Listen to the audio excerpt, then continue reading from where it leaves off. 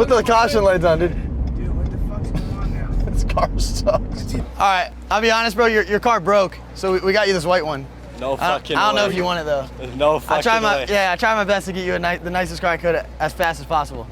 That bitch broke down on the highway, and I was not driving bad. I swear to God. You're kidding me. I swear to God, look. Oh, this shit looks clean, dude. Oh, damn, dude. It's nice, right? Nice enough? Oh, yeah, I'd say so, yeah. All right, cool. We couldn't go to a dealership because we didn't have enough time. It has a warranty and shit, so it should be good. Dude, cry and say thank you, man. Imagine.